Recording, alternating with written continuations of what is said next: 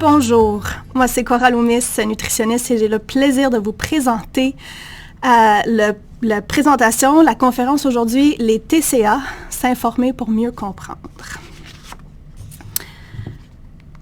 Donc, tout d'abord, une petite présentation d'Arrimage Estrie. La mission d'Arrimage, c'est de promouvoir l'acceptation du corps et la diversité corporelle, en plus d'offrir du soutien aux personnes vivant des enjeux les concernant. Les personnes ciblées, c'est les propriétaires d'un corps, donc littéralement tout le monde. Et les objectifs plus précis d'Arrimage, c'est favoriser l'acceptation de soi et du corps, promouvoir la diversité corporelle, favoriser le développement d'une conscience critique par des actions de prévention et de sensibilisation et contribuer au changement des normes sociales. Les services offerts par Arrimage, il y a des ateliers d'éducation populaire, donc toujours 2 animations gratuites par année, en présentiel ou format virtuel au besoin pour les organismes et institutions membres d'Arrimage Estrie. Il y a également des campagnes et outils de sensibilisation, encore une fois en ligne sur le site Internet et sur les réseaux sociaux d'Arrimage Estrie. Conférences et événements. Pour les membres d'Arrimage Estrie, plusieurs conférences et événements planifiés par année. Il y a toujours une programmation de partager. Ensuite, il y a des groupes de soutien. Donc, il y a un groupe alimentation intuitive sur 5 semaines, animé par moi-même, en fait. Il y a également des groupes d'art-thérapie sur différents sujets, incluant les troubles alimentaires, l'image corporelle. Il y a également des kiosques de sensibilisation qui sont offerts tout au long de l'année, surtout dans les milieux scolaires de niveau secondaire. Ensuite, les objectifs pour notre temps ensemble aujourd'hui. Je souhaite vous exposer à la nature multifactorielle des TCA. TCA étant troubles de comportement alimentaire. Ensuite, je souhaite vraiment vous aider aussi à démystifier les TCA, donc comprendre qu'est-ce qui est vrai, qu'est-ce qui est faux, peut-être justement revisiter vos croyances face aux TCA. Et on va finir avec l'identification des attitudes qui permettent de mieux soutenir une personne qui vit un TCA. Donc vraiment des outils, des pistes pour vous aider à soutenir quelqu'un. Avant d'aller plus loin, petite invitation d'adopter une attitude d'esprit critique. Donc, exercer son esprit critique, c'est douter. Puis, c'est vraiment pour pouvoir démêler le vrai du faux, le bon du mauvais, remettre en question, encore une fois, parfois, les croyances qu'on peut déjà avoir. C'est vraiment une démarche de remise en question, une démarche d'ouverture et la capacité à s'interroger avec exigence et rationalité sur la réalité ou la probabilité des faits et des relations prétendues, puis sur leurs interprétations. Fait que bref, je vous invite à prendre une attitude d'esprit critique ou une attitude de curiosité, d'ouverture face à tout ce que je vais vous présenter. Ensuite, quelques mots sur l'image corporelle. Donc, justement, dans la mission, dans les objectifs d'Arrimage Estrie, on souhaite promouvoir une image corporelle positive. Mais qu'est-ce que c'est, l'image corporelle? Vous allez voir, c'est quand même très pertinent quand on parle des TCA. Donc, ici, vous avez une image. Je vais vous l'expliquer dans quelques instants. Mais tout d'abord, la définition de l'image corporelle, c'est la perception qu'une personne a de son corps et de ce qu'elle croit que les autres perçoivent de son corps. Donc, un mélange de notre perception puis ce qu'on croit que les autres perçoivent. C'est normal, en fait, que l'image qu'on va voir, que le miroir nous renvoie, peut être déformée par nos pensées, nos émotions, nos sentiments, nos croyances. L'image corporelle est quelque chose d'assez complexe et c'est normal aussi que ça fluctue. Il y a des jours que l'image corporelle va être plus positive, il y a des jours que ça va être plus négative, il y a des jours que ça va être plus neutre. Et c'est correct ainsi. C'est vraiment justement l'analogie de l'arbre. Quand on parle de l'image corporelle, je trouve ça super intéressant de le présenter comme ça. pour comprendre un peu qu'est-ce qui fait en sorte qu'on a des croyances ou des actions. Donc, on voit ça comme les racines étant les expériences de vie. Donc, ce qui se trouve en dessous de la surface, les expériences, les émotions qui viennent avec ça. Donc, ça peut être la dynamique familiale, les traumatismes vécus, ça peut être des commentaires directs ou indirects envers son corps ou le corps des autres. Vraiment, toute expérience corporelle reliée à l'image. Ensuite, le tronc, c'est l'aspect cognitif, donc les pensées, les croyances, les valeurs. Donc vraiment, ce qui est nourri par les racines, si on veut. Donc les pensées et les croyances vont être très informées de nos expériences. Ensuite, les feuilles, c'est ce qui se trouve en surface, les comportements, ce qu'on peut voir, entre guillemets. Donc, ça peut être le choix de vêtements, les comportements sur les réseaux sociaux, ça peut être se regarder dans le miroir, ça peut être se peser, ça peut être des mots qu'on dit à voix haute envers son corps ou envers les autres. Donc, c'est vraiment tout ce qui est action ou comportement qui se trouve en haut. Ce qui développe l'image corporelle, très important de comprendre que c'est multifactoriel, comme je dis, c'est bien complexe. Donc, il y a des apprentissages sociaux, donc évidemment, la socialisation culturelle qui dicte les normes de beauté. On est exposé dès le jeune âge, vraiment des enfants très, très, très jeunes sont capables d'identifier qu'est-ce qui est beau puis qu'est-ce qui ne l'est pas au niveau de l'image. Les expériences interpersonnelles, donc justement les comportements, les commentaires de la famille, les pairs, le milieu de vie en général, donc ce qu'on entend ou ce qu'on voit des autres. L'image réelle aussi, qui joue dans l'image corporelle, donc les attributs physiques qui vont être comparés aux standards de beauté par nous-mêmes et par les autres, parce que les standards de beauté existent réellement dans notre société, sont véhiculés très couramment, en fait. Il y a aussi l'estime de soi. Donc, c'est pas la même chose que l'image corporelle, mais l'estime de soi va affecter l'image qu'on a de soi.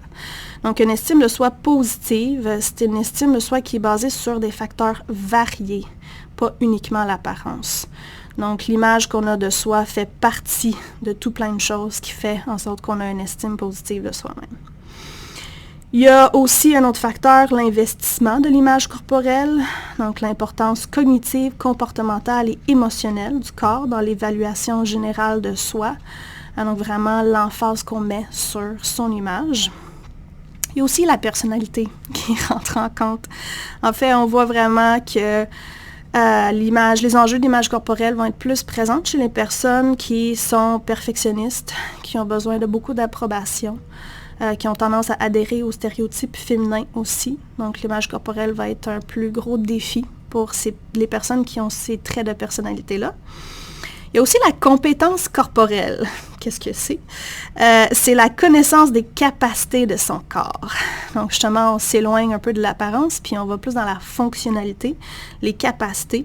Donc, la confiance de ses capacités, de ses connaissances, de ses limites aussi. Donc, ce que le corps peut faire, ce que le corps ne peut pas faire également. Puis, il y a le dernier facteur, c'est la conscience corporelle, donc la capacité d'être à l'écoute des signaux du corps. Un autre mot pour ça, c'est l'interoception. C'est vraiment la capacité de se brancher à ce qui se passe à l'intérieur. Des exemples, c'est identifier quand on a faim, identifier quand on n'a plus faim, quand on est rassasié, identifier quand on a soif, quand on est fatigué, quand on a froid. Identifier des émotions aussi qui sont à l'intérieur. C'est vraiment quelque chose qui se passe dans le corps. Donc, cette conscience-là va contribuer au développement de l'image corporelle. Puis en fait, le plus qu'on est connecté avec ses besoins, le plus qu'on a cette conscience-là, le plus facile que c'est de développer une image corporelle positive. Poursuivons ensuite avec ce que c'est les TCA. Donc, c'est super important de reconnaître que les TCA, c'est des états complexes caractérisés par des croyances, des attitudes et des comportements excessifs à l'égard des aliments et de l'apparence ou le poids. Il y a différents types de TCA aussi. Il y en a qui sont inclus dans le DSM-5, il y en a qui ne le sont pas encore. Donc, je vous invite à écouter cette vidéo pour mieux comprendre ce que c'est. Une des caractéristiques d'un trouble des conduites alimentaires, c'est que ça s'installe tranquillement et ça fait croire que c'est pas si pire que ça. C'est certain quand on est rendu à se demander « est-ce que j'ai un problème? » c'est le temps de sonner la cloche. Et probablement que ça faisait longtemps que c'était le temps. L'anorexie, c'est un trouble des conduites alimentaires qui est reconnu dans le DSM. La personne va avoir un poids qui va être significativement plus bas que ce qu'on s'attendrait. Puis, il va y avoir aussi une perception de son corps qui va être altérée. Donc, la personne va avoir l'impression qu'elle est plus volumineuse que ce qu'elle est réellement ou que certaines parties de son corps le sont. Les conséquences, finalement, de ce poids-là qui est plus bas sont dues à une restriction alimentaire. La boulimie, c'est également un trouble qui est reconnu dans le DSM. On commence avec des compulsions alimentaires récurrentes, c'est-à-dire qu'on va manger plus que ce qu'on avait planifié dans un temps défini avec un sentiment de perte de contrôle. Puis, il va y avoir des comportements compensatoires. On peut avoir des vomissements, on peut avoir de l'exercice excessif, des pilules ou des laxatifs. Il va avoir aussi une perception altérée du corps. Finalement, son estime va être représentative de son poids. Donc, si elle perd du poids, son estime augmente. Si elle prend du poids, son estime baisse. L'orthorexie, c'est un trouble qui n'est pas reconnu dans le DSM encore.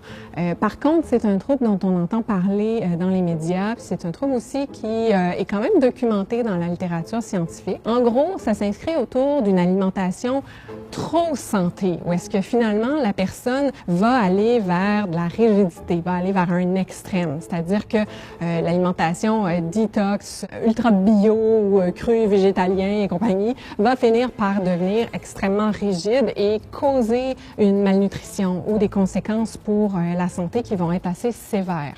Mais ça ne s'inscrit pas autour d'une préoccupation sur l'image corporelle ou le poids, par exemple. Le désir à la base, c'est vraiment l'alimentation santé.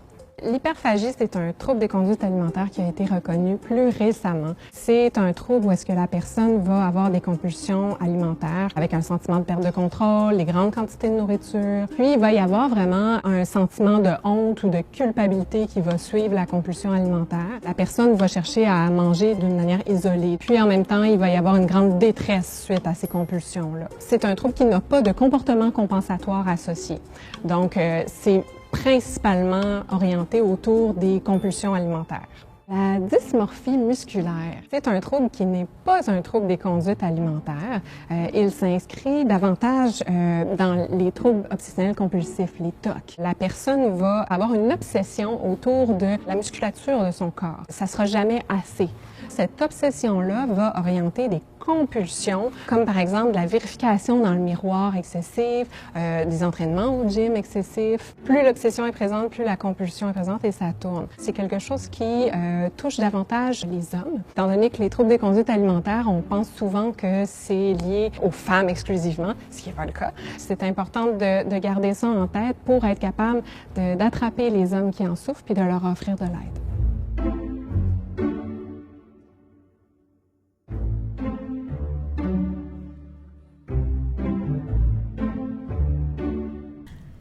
À cela, je souhaite juste ajouter quelques détails, en fait, par rapport à l'anorexie. Tout d'abord, souvent, dans les diagnostics, en fait, de DSM, il y a le poids plus bas, mais c'est pas toujours le cas. Honnêtement, pour avoir travaillé avec des personnes qui souffrent d'anorexie, parfois, c'est dans un corps gros, un corps plus gros, plus lourd, et les comportements de restriction, la peur de prendre du poids est présente. Donc, je voulais juste rajouter ce petit bémol-là.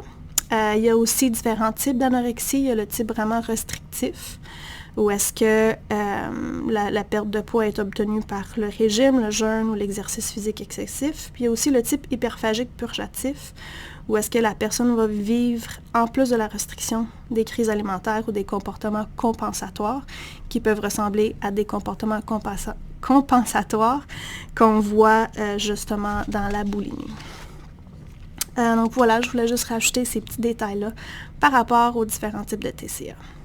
Ensuite, c'est super intéressant en fait de visualiser les TCA sur un continuum. Donc ça ne se développe pas du jour au lendemain. Comme indiqué dans la vidéo, c'est vraiment quelque chose souvent qui va à s'installer tranquillement, pas vite. Puis on se dit, c'est pas si pire, c'est juste une petite préoccupation, c'est juste un peu de restriction, c'est juste un régime. Mais ça devient de plus en plus important, de plus en plus grave, si on veut. Donc, le continuum, ça va de l'insatisfaction corporelle à gauche jusqu'aux troubles du comportement alimentaire à droite, mais c'est pas du jour au lendemain que ça se développe. Tout le monde se situe en quelque part sur ce continuum-là. C'est très rare, en fait, que je vois les gens qui sont 100% satisfaits avec leur corps. Donc, c'est normal, puis ça peut être très intéressant, très aidant aussi de identifier peut-être où est-ce qu'on se situe en tant qu'individu. L'insatisfaction corporelle, qu'est-ce que c'est? C'est souhaiter avoir un corps différent que celui qu'on a. Point. Il y a de l'insatisfaction face à son corps. Ensuite, la préoccupation du poids et de l'alimentation. C'est plutôt une question de entamer un premier régime parce que, justement, il y a une préoccupation, désir faire des changements. Ensuite, restriction et exercice, on va une coche de plus, donc des moyens un peu plus extrêmes pour perdre du poids, pour éviter de prendre du poids, en gros pour contrôler son corps et son poids, donc les restrictions et les exercices un peu plus extrêmes, plus de restrictions, des exercices plus excessifs. Ensuite, les régimes chroniques, ça c'est les régimes qu'on appelle des régimes à répétition, qui fait en sorte que souvent on voit un poids yo-yo. Donc, on commence un régime, on l'arrête. On commence un régime, on l'arrête. Puis, ça devient chronique. C'est comme un cycle qui se continue. Ensuite, une alimentation dysfonctionnelle. Donc là, on embarque plus dans les régimes sévères, où est-ce qu'il y a des restrictions sévères, calcul des calories, justement pour ne pas dépasser un certain chiffre. Il peut y avoir des crises alimentaires liées aux restrictions aussi.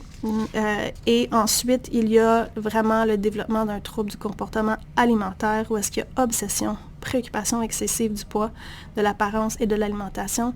Puis quand le trouble s'installe, là, on voit vraiment la qualité de vie affectée pour la personne. Ensuite, c'est l'image de l'iceberg que j'aimerais vous présenter pour vraiment comprendre qu'est-ce qui est visible et qu'est-ce qui ne l'est pas quand on parle des TCA. Donc, la pointe de l'iceberg, c'est évidemment la partie qui est visible. Ça représente le corps, donc ce qu'on peut voir. Ça représente les comportements et les symptômes des troubles de comportement alimentaire comme la privation, comme le jeûne, comme le calcul des calories, comme le fait de se peser. Ça peut aussi être des comportements de vomissement, la prise de laxatifs, les crises alimentaires. C'est tout ce qu'on voit en surface. Par contre, la partie qui est sous l'eau ou la partie cachée est tellement, mais tellement importante à aller regarder parce que c'est la plus grande partie. C'est aussi la partie le moins accessible, autant pour la personne qui vit avec le TCA que son entourage. Ça représente l'interaction des différents facteurs qui amènent la personne à vivre un TCA. Donc, on va explorer ces facteurs ensemble. Puis, ce que je peux vous dire, c'est que le TCA, dans le fond, quand on explore sous cette forme-là, ça nous permet vraiment de voir que les comportements en surface, c'est comme le résultat de plein de choses qui se passent en dessous. Et puis, on reconnaît que le TCA, c'est vraiment une stratégie pour qu'une personne affronte des choses difficiles ou évite des choses difficiles aussi au niveau de ce qui se trouve en dessous de l'iceberg. Et puis, pour explorer, là, pour utiliser cet outil, si on veut, c'est super intéressant de regarder en dessous de la surface pour vraiment comprendre le pourquoi du TCA, c'est quoi les fonctions, justement, pour pouvoir développer des outils pour répondre aux besoins. On ne peut pas juste aborder les comportements qui se trouvent en surface, il faut vraiment aborder tout ce qui se trouve en dessous de la surface également. Donc, justement, les facteurs qu'on va retrouver en dessous de la surface. On parle de facteurs prédisposants et facteurs précipitants. Donc, commençons par les facteurs prédisposants. C'est super important. Là, il y a comme différentes catégories, mais je vais le dire, on ne peut pas déterminer toutes les causes. Un TCA, c'est toujours complexe, c'est toujours multifactoriel, il y a toujours différentes raisons pour lesquelles quelqu'un serait prédisposé à développer un TCA. C'est une manifestation, vraiment c'est un symptôme. Le TCA est un symptôme d'autres problèmes plus profonds. Puis c'est, comme vous allez voir, là, il y a quand même une partie génétique même quand on parle des facteurs prédisposants. Donc, pour les facteurs sociaux, quels sont-elles? La pression sociale. On vit dans une société qui met beaucoup de pression par rapport à l'apparence. Il y a des images, des messages véhiculés tout le temps face à ce qui est beau, ce qui n'est pas beau, ce qui est souhaitable, ce qui ne l'est pas. On a des modèles de beauté irréalistes, on a un manque de diversité dans les réseaux sociaux, puis on a des stéréotypes sexuels qui continuent à être propagés. Donc vraiment, toute la pression sociale fait partie des facteurs sociaux. Il y a aussi les pairs et les proches, donc vraiment les gens avec qui on se tient. Donc les commentaires, directs reçus ou indirects entendus, c'est-à-dire que ça peut être un commentaire qu'on a reçu directement sur son corps, un commentaire positif ou négatif qui va jouer dans les facteurs prédisposants. Puis les indirects ou entendus, c'est quand on entend quelqu'un faire un commentaire face à quelqu'un d'autre ou quelqu'un faire un commentaire envers son propre corps. Puis là, on internalise l'opinion de cette personne-là, le jugement de cette personne-là face à ce qui est souhaitable, pas souhaitable au niveau du type de corps, par exemple, ou même des comportements alimentaires. Si on est avec des gens qui accordent beaucoup d'importance à l'image corporelle, ben c'est sûr que c'est un facteur parce qu'on va nous-mêmes être tentés ou invités à apporter beaucoup d'importance sur l'image corporelle. Et surtout quand on parle de famille, honnêtement, c'est très très fort. Quand la famille se préoccupe beaucoup de l'image corporelle, du poids, ben c'est normal de se préoccuper plus et d'être plus à risque, en fait, de développer un TCA. Ensuite, la dynamique familiale, côté social, joue un grand rôle. Donc, ça peut être une famille dysfonctionnelle ou surprotectrice. La présence aussi de TCA chez un membre de la famille, faible reconnaissance des émotions dans la famille aussi, puisqu'on reconnaît que justement la capacité de se connecter avec ses émotions est un facteur protecteur. Donc les facteurs familiaux, là, très important que je le dis à voix haute, peuvent jouer un rôle dans l'apparition et le maintien d'un trouble de comportement alimentaire, mais ils ne sont à aucun cas la cause unique, ni même principale du développement d'un trouble de l'alimentation. On ne veut pas blâmer la famille, on ne veut pas mettre toute l'emphase sur la famille qui n'a pas été un milieu adéquat pour la personne. Là. C'est vraiment juste de reconnaître que, ben oui, notre famille a un impact sur l'image corporelle puis la façon qu'on interagit avec son corps, son poids et la nourriture. Ensuite, un autre facteur social, c'est les régimes. Donc, quand il y a des régimes qui sont en place, ça peut vraiment prédisposer. Puis pourquoi les gens font des régimes? Ben, parce qu'il y a une omniprésence et valorisation de la culture des diètes ou la culture des régimes et de l'exercice pour maigrir. Donc, faire un régime, c'est super normalisé et banalisé, même si c'est un facteur prédisposant reconnu pour le développement d'un TCA. Ensuite, côté social, il y a aussi l'association minceur-santé. Encore une fois, très propagée comme message. Donc, on associe la minceur à la beauté, à la santé, au succès, à la popularité, à la maîtrise de soi, à l'amour aussi. Puis aussi une association du corps gros à tout plein de préjugés négatifs, tels la paresse, la négligence, la stupidité, la méchanceté et le manque de maîtrise de soi. C'est vraiment des choses qui ont été étudiées. On est allé voir c'est quoi les préjugés envers les personnes minces versus les personnes grosses. Ensuite, le message renforcé par les messages de santé publique et les médias aussi qui associent minceur à santé. Et c'est important de reconnaître aussi que dans les facteurs sociaux, ils ont un impact différent sur les différents types de troubles. Donc, on sait que les facteurs sociaux seraient davantage associés à la boulimie qu'à l'anorexie, en fait. Ensuite, les facteurs psychologiques. Faible estime de soi, on en a parlé déjà. Image de soi négative. Donc, quand on se voit de façon négative, c'est plus difficile. Aussi, facteur psychologique, de la difficulté à se forger une identité. Donc, de ne pas vraiment se connaître, de ne pas être capable de, assumer qui on est ou de se connaître. Puis, ça développe un désir de plaire assez souvent, de se conformer plutôt que de s'affirmer. Puis, le TCA joue un rôle de créer une identité ou peut jouer un rôle de créer une identité pour la personne. Ça peut aussi donner à la personne l'impression qu'elle est spéciale, qu'elle est unique, qu'elle est acceptable également. Donc, vraiment, l'identité est un facteur psychologique. Ensuite, l'hypersensibilité. Qu'est-ce que c'est l'hypersensibilité? C'est un trait de personnalité que moi, je peux dire haut et fort et fièrement que j'ai. C'est quand on est très sensible.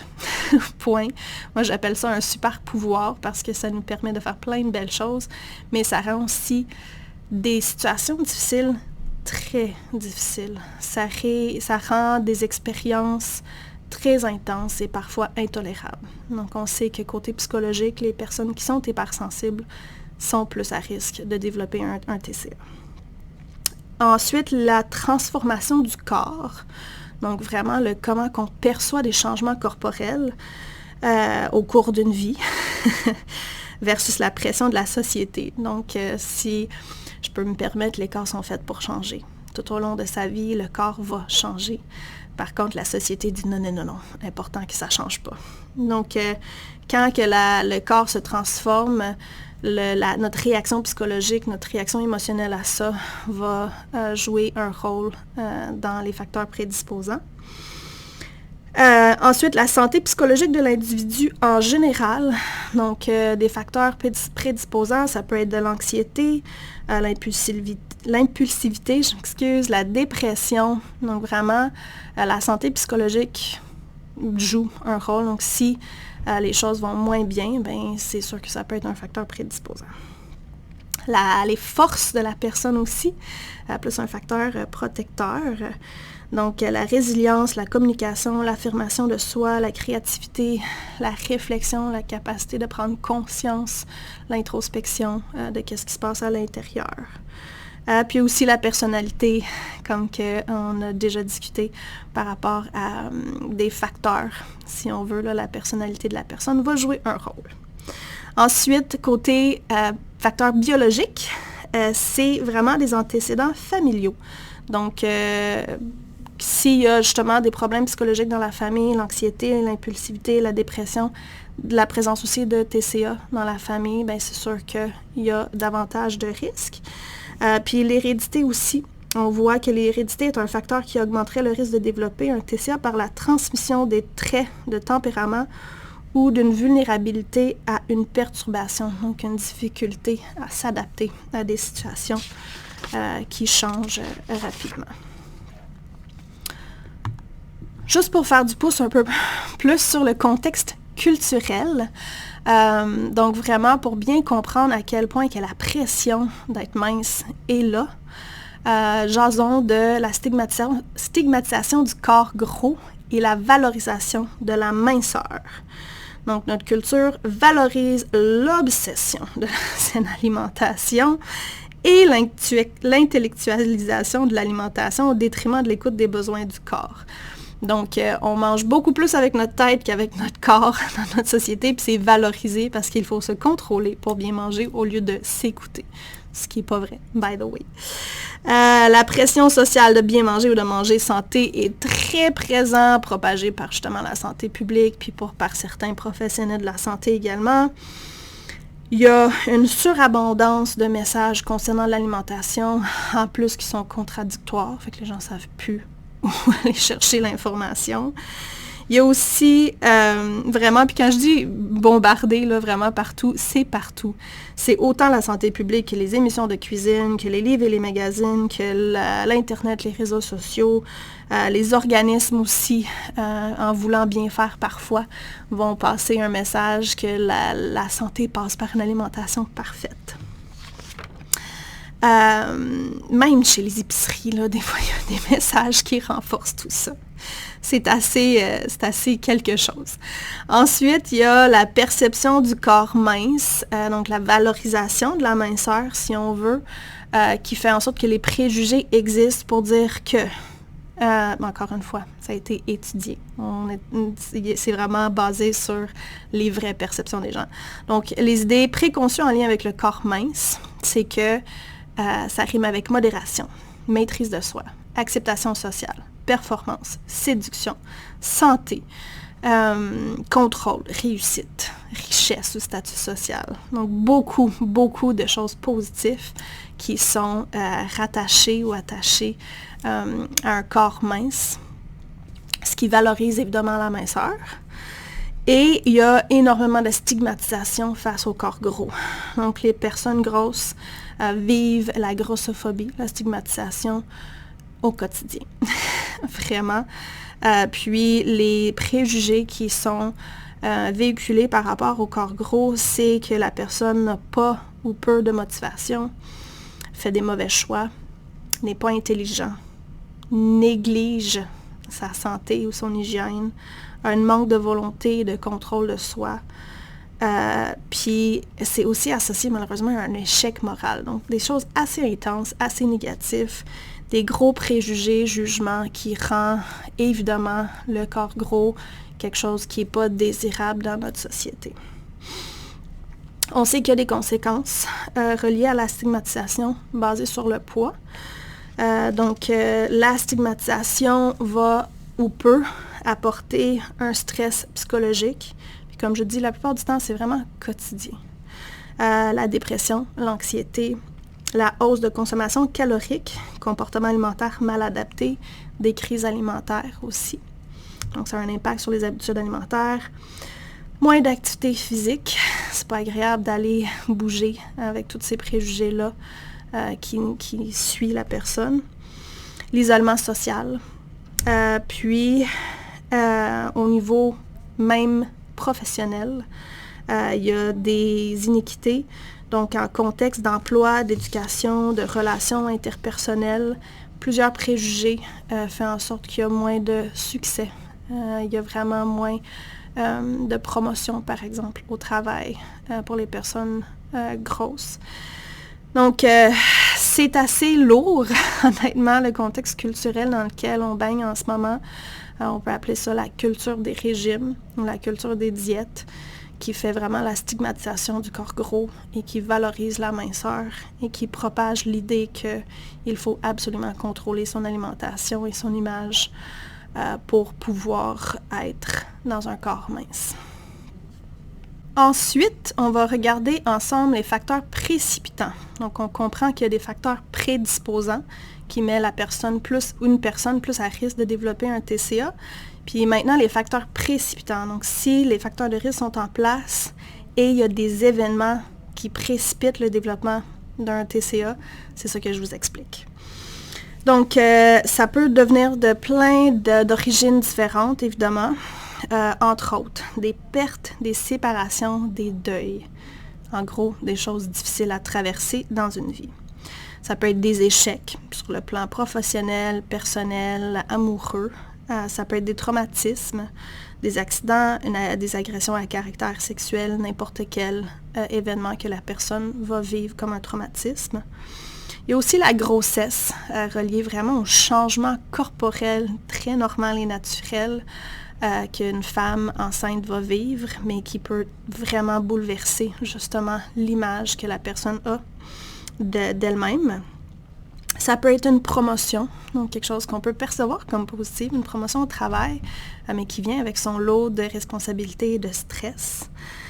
Donc justement les pressions, que ça soit relié au travail, aux études, au cycle de la vie, comme le mariage, l'arrivée d'un enfant, la retraite, donc des grandes transitions qui viennent avec un peu des attentes ou des pressions face à comment on devrait le vivre.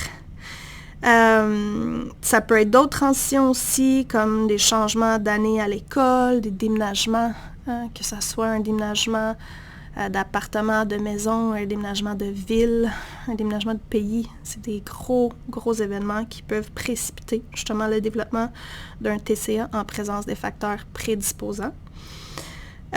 Puis, c'est ça, c'est pas une liste exhaustive, évidemment. Ça peut être toute situation qui est juste déstabilisante. Toute situation qui est difficile. Donc, je l'ai déjà dit, mais je ne pourrais jamais le dire assez. Le TCA, c'est une stratégie de survie utilisée par la personne pour gérer les situations et les émotions difficiles.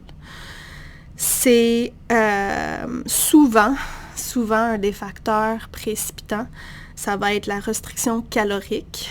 Puis ça, entre autres, pour les facteurs, vraiment le contexte social qui nous invite, qui normalise cela, mais aussi une façon de contrôler quelque chose quand la vie va trop vite, quand les choses sont trop intenses, quand les émotions sont trop difficiles à vivre.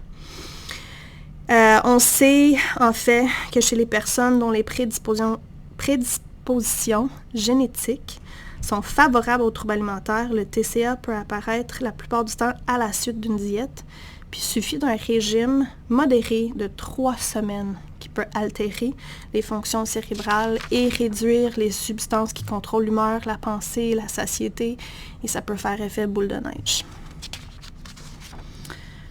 Donc, justement, on sait, je l'ai dit, les TCA, c'est vraiment une façon d'aborder, de passer à travers des situations difficiles. Donc, quand on parle des fonctions du TCA, on parle souvent d'une bouée. Donc, c'est comme si le TCA permet à la personne de survivre émotionnellement, même si la technique de survie en soi est souffrante, puis il devient de plus en plus avec le temps, le plus que ça se développe. Un TCA agit comme une anesthésie émotionnelle, donc tout ce qui est comportement relié à l'anorexie, la restriction, ça amène une sensation de déconnexion, donc vraiment de ne plus avoir besoin de se connecter avec ce qui se passe émotionnellement, ce qui est difficile. La boulimie et l'hyperphagie souvent est plus associée aux sensations fortes qui nous coupent des émotions, qui nous gèlent un peu, qui apaisent des émotions difficiles. La restriction, l'autodiscipline, évidemment, donne un sentiment de contrôle, ce qui est le fun quand on a l'impression qu'on ne contrôle pas grand-chose d'autre à travers les gros moments de la vie. Et c'est ça. Donc, ça joue vraiment le rôle de bouée, de anesthésie, souvent émotionnelle, si on veut. Ensuite, le processus de rétablissement. À quoi s'attendre quand on parle du rétablissement? Qu'est-ce que c'est le rétablissement au juste? Donc, il y a une citation de Hélène L. Provencher. Elle dit « L'objectif ultime de l'expérience du rétablissement n'est pas nécessairement de retrouver la santé en termes de rémission complète, donc l'absence de symptômes, et du retour au fonctionnement prémorbide, mais plutôt de trouver un nouvel équilibre et une nouvelle définition de soi dans la situation présente. » J'adore ça. Puis quand on parle de rétablissement, c'est tellement différent pour tout le monde, c'est tellement une expérience unique. Il y a des personnes qui vont identifier le rétablissement comme vraiment, il n'y a plus de pensée, il n'y a plus de comportement, le TCA est vraiment derrière eux. Il y en a d'autres qui arrivent à trouver justement un nouvel équilibre, mais qui auraient toujours des petites fragilités. Ça dépend tellement de la personne, donc chaque rétablissement est unique. Mais dans le processus de rétablissement, archi important de nommer que les rechutes sont attendues. Donc, les crises et les rechutes, qui peuvent évidemment être perçues comme des échecs, sont en fait des belles possibilités d'apprentissage et d'expérimentation, de comportements plus sains. On peut vraiment fouiller, comprendre qu'est-ce qui s'est passé, qu'est-ce qui a déclenché la rechute, puis apprendre de la situation. Ensuite, quand on parle du processus de rétablissement, on parle vraiment de la gestion du TCA plutôt que de l'élimination. C'est rare que les gens disent vraiment qu'il n'y a plus rien sur le plan du TCA. C'est plus une question de gestion que d'élimination.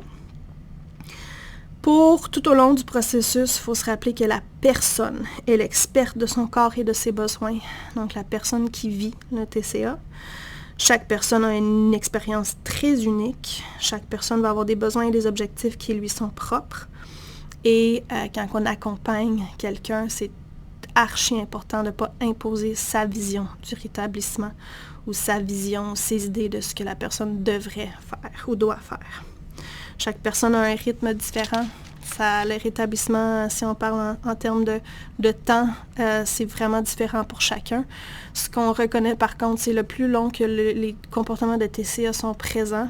Donc si ça fait des années, ça risque de prendre des années dans le cheminement du rétablissement avant de se sentir peut-être, de retrouver son nouvel équilibre, justement. Chaque personne a besoin de soutien, d'accompagnement dans son rétablissement. On en a parlé tantôt. Et chaque personne a le droit de choisir sa propre équipe également. On en a parlé tantôt. C'est un processus à long terme. Donc, justement, comme je dis, ça peut prendre des années. La plupart du temps, en fait, ça prend des années, si je suis très honnête. Chacun a son rythme. Souvent, les gens vont exprimer le désir d'aller plus vite, là, que ça ne va pas assez vite le rétablissement. Mais tout le monde a un rythme différent, puis c'est correct.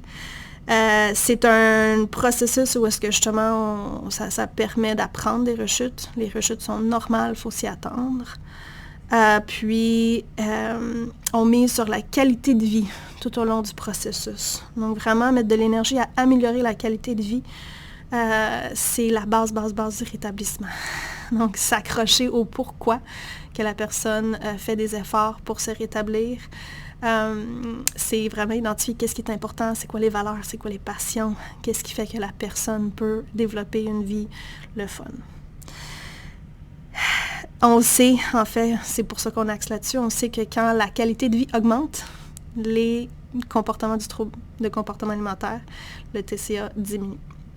Puis, quelle approche qu'on prône ici chez Arrimage, c'est les PPPP, les plus petits pas possibles.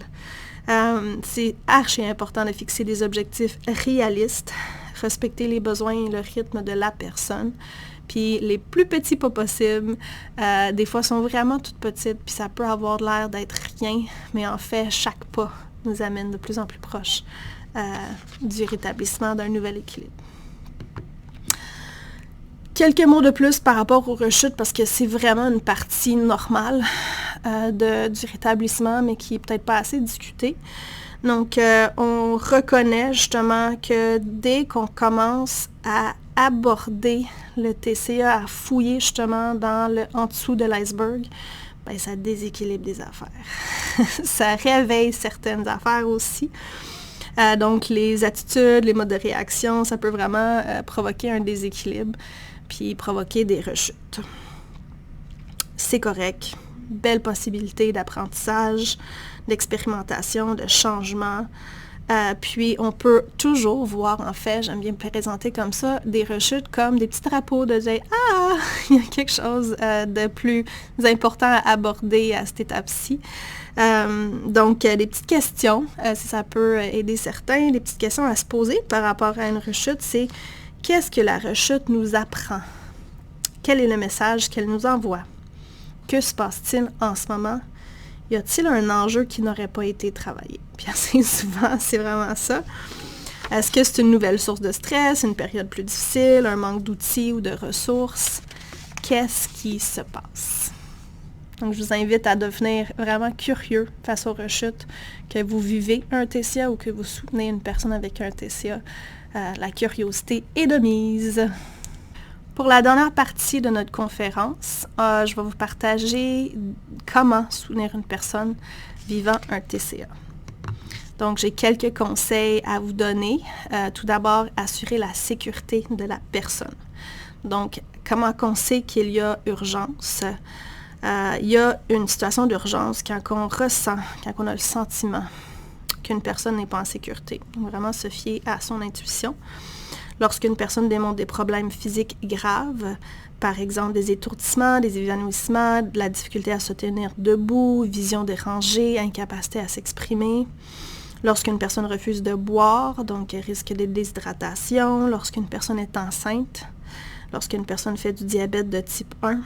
lorsqu'une personne démontre une détresse psychologique aiguë, par exemple une psychose ou une crise de panique, ça peut être signe d'urgence.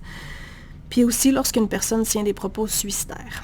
Donc, que faire si la personne, s'il y a vraiment un état d'urgence? Tout d'abord, évaluer ses limites face à la situation. Est-ce qu'on est à l'aise d'accompagner cette personne-là? Ensuite, on peut contacter une personne ressource. Donc, ça peut être une amie, un parent, un conjointe, intervenant ou intervenante, qui pourrait accompagner la personne à l'urgence. C'est vraiment ça qu'il faut faire. Ça peut être soi-même accompagner la personne à l'urgence si on se sent à l'aise de le faire, si la personne accepte. Puis, on peut aussi appeler le 911 ou appeler Je vis. Je vis en cas de pensée suicidaire.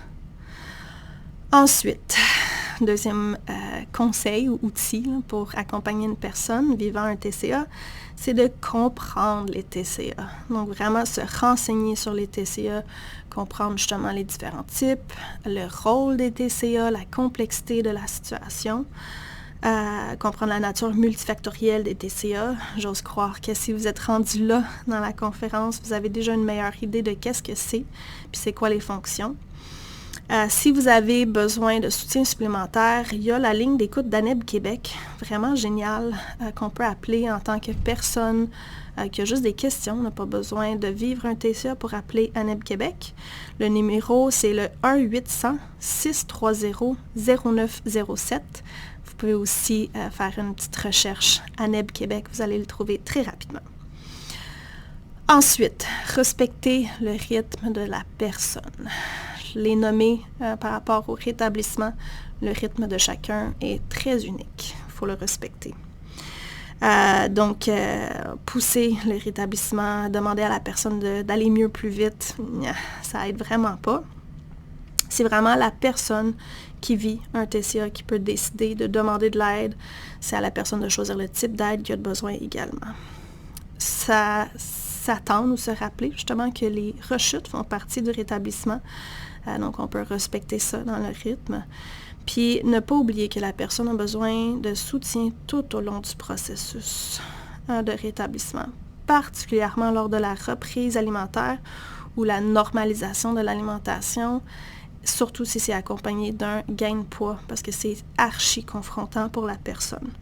Donc, respecter le rythme, mais être là pour la personne tout au long. Ensuite, écouter, tout simplement. L'écoute sincère, sans jugement, c'est vraiment le meilleur soutien à offrir. Ne pas chercher à résoudre les TCA, à offrir les conseils ou les solutions. Juste écouter, juste être présent. Ensuite, respecter ses propres limites et besoins. Donc, de ne pas s'oublier là-dedans. C'est important de connaître et établir ses limites, de les communiquer clairement à la personne qui vit le TCA. Chercher du soutien aux besoins. Justement, la ligne d'écoute d'ANEB Québec est là pour ça. Et des fois, il y a des groupes de soutien pour les proches des personnes vivant un TCA. Des fois, c'est d'aller consulter un psychologue ou un travailleuse sociale pour en parler, pour aller chercher du soutien pour soi-même. C'est important aussi, quand on parle de respecter ses propres limites et ses besoins, d'évaluer ou analyser sa propre relation au corps et à l'alimentation. Ça se peut que les comportements puis les propos de la personne, de notre proche, réveillent certaines choses chez soi. Donc, ça peut valoir la peine de vraiment analyser, explorer sa propre relation au corps et à l'alimentation. C'est important aussi de reconnaître dans les limites que on ne devrait pas être la seule personne de soutien. Donc, c'est super important qu'il y ait une équipe multidisciplinaire en place pour ne pas qu'on porte tout sur nos épaules quand on accompagne une personne vivant un TCA. Si on est une professionnelle, reconnaître les limites de sa profession aussi, ses capacités personnelles, puis déterminer comment la profession ou son rôle peut être aidant pour la personne, éviter de faire des interventions hors de son champ pour vraiment que ça se passe le mieux possible. Par rapport à l'accompagnement, vous êtes vraiment votre meilleur outil. C'est vraiment la personne que vous êtes qui est l'outil principal dans le soutien d'une personne vivant un TCA. Les petites choses à tenir en tête, à garder en tête quand on parle de soi-même comme outil, c'est vraiment par rapport à un peu ses propos. Donc, ne pas axer sur l'alimentation et l'apparence. Éviter les commentaires ou discussions concernant les sujets de justement alimentation et apparence. La personne accorde déjà en masse d'importance à ça, on n'a pas besoin d'en rajouter. Axer vraiment les discussions sur les sentiments, la relation, les émotions, tout ce qui se trouve en dessous de l'iceberg. Puis, voir la personne comme une personne entière. C'est pas juste un TCA. La personne est encore elle-même. Puis ça, vraiment, quand on parle de soi-même comme un outil, là, c'est archi puissant. Reconnaître aussi les forces. Donc, croire au potentiel de la personne et en sa capacité de rétablissement. Vraiment miser sur les forces de la personne. Encourager, souligner les comportements, attitudes et croyances positives. Souligner les PPPP, les plus petits pas possibles. Viser vraiment l'empowerment, si on veut, de la personne. On veut aussi axer sur justement l'amélioration de la qualité de vie. Donc, explorer qu'est-ce qui fait du bien à la personne. Encourager l'expérimentation. C'est super intéressant comme outil. Donc, encourager la personne à tester des nouvelles stratégies. Par exemple, quand on essaie un changement ou une stratégie, de souligner que ce n'est pas un engagement à la vie, là. C'est vraiment juste quelque chose qu'on met en place pour voir quel impact que ça a. Donc, ça peut être vraiment quelque chose qu'on appelle une expérimentation de quelques semaines, quelques mois, puis ça aide à enlever un peu de pression aussi par rapport à ce changement-là ou cette stratégie-là. Solidifier le réseau aussi de la personne pour pas qu'on soit la seule personne ressource.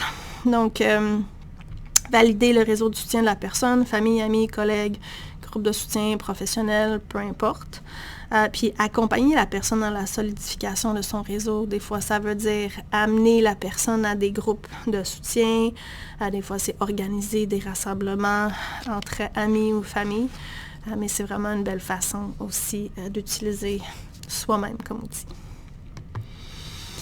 Bâtir une équipe. Donc, quand on parle justement à soutenir une personne, c'est important qu'on ne soit pas la seule personne à le soutenir. Donc, de bâtir une équipe. Une équipe qui sait, qui se retrouve là-dedans.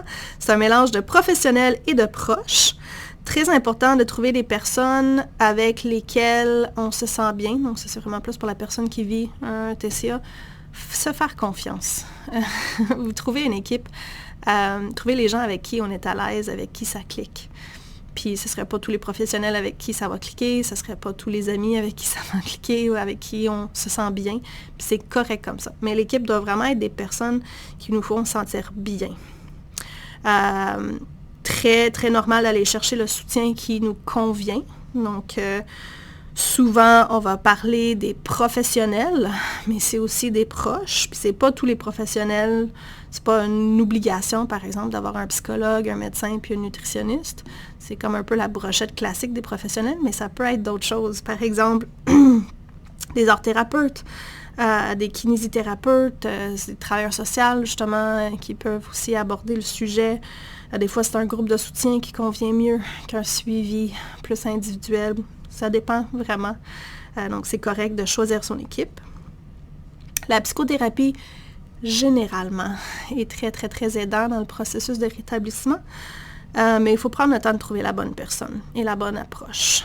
Ça peut être aidant si la personne est déjà sensibilisée au TCA, mais ce n'est pas un prérequis. Ce n'est pas nécessaire, en autant qu'on se sent bien avec la personne. Les connaissances après, la sensibilisation peut se faire après. Puis, quand on parle de l'équipe, c'est très important d'inclure aussi des amis, point, qui ne vont pas nous parler du TCA, qui ne vont pas nous parler des progrès, des défis, de tous les enjeux qui se trouvent en dessous de l'iceberg.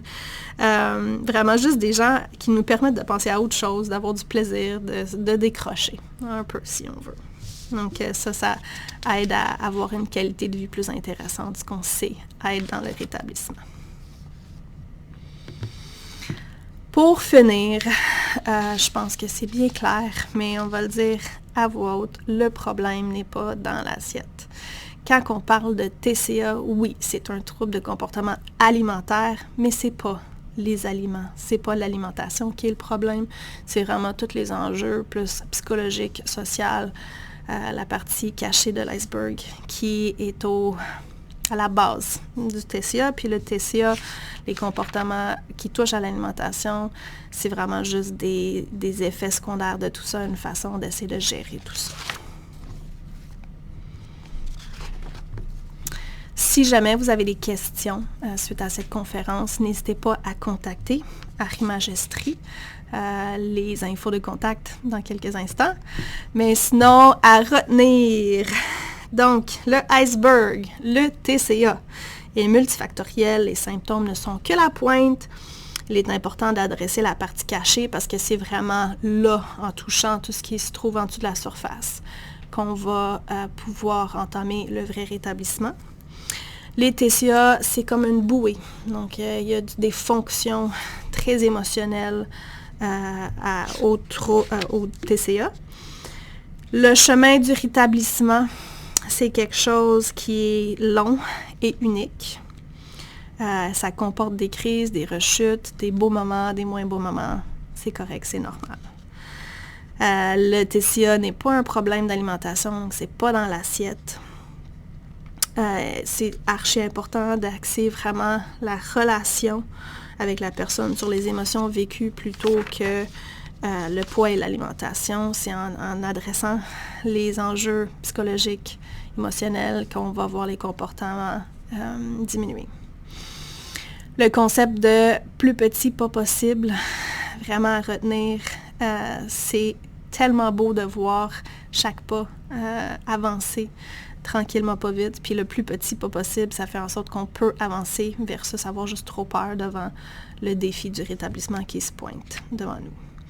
Et vous êtes vraiment le meilleur outil pour soutenir une personne vivant un TCA. Donc, faire confiance en son intuition, respecter ses limites, puis aller chercher le soutien qu'il vous faut. Donc, justement, si vous avez des questions, si vous avez envie d'explorer davantage les services, si vous avez envie de connaître justement les coûts rattachés aux services, vous pouvez visiter le site web arimagestrie.com. Arimagestrie se retrouve également sur Facebook et Instagram, donc c'est une belle façon d'aller chercher des infos. Donc voilà, merci beaucoup. J'espère que vous avez appris sur les TCA, que vous comprenez mieux à quel point que c'est multifactoriel et que c'est pas vraiment par rapport à l'alimentation et que vous vous sentez un peu plus outillé pour accompagner quelqu'un qui vit un TCA.